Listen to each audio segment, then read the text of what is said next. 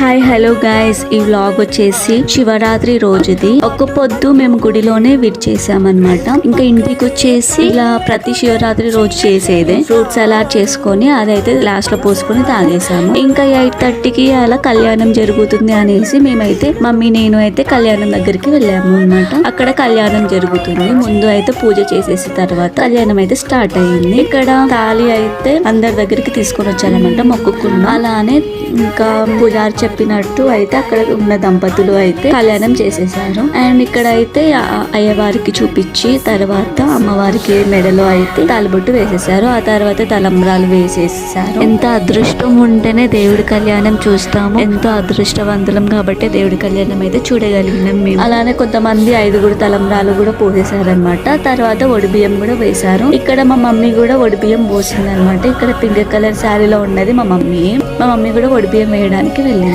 ఆ తర్వాత ఇంకా హారతి ఇచ్చేసిన తర్వాత మేమైతే అక్కడ దర్శనం చేసుకొని దగ్గరికి వెళ్ళి మొక్కుకొని మంచిగా మొక్కుకొని పూజారి దగ్గర అయితే మేము ఆశీర్వాదం తీసుకున్నాం అన్నమాట. ఇంకా ఆశీర్వాదం తీసుకొని మళ్ళీ ఇంటికి అయితే వచ్చేసి కొంచెం సేపు అయినా లింగోద్భవం కార్యక్రమంకి అయితే మేము గుడికి వెళ్ళాము. అది నెక్స్ట్ వచ్చే వ్లాగ్ లో చూస్తాం. And until then bye, thank you for watching.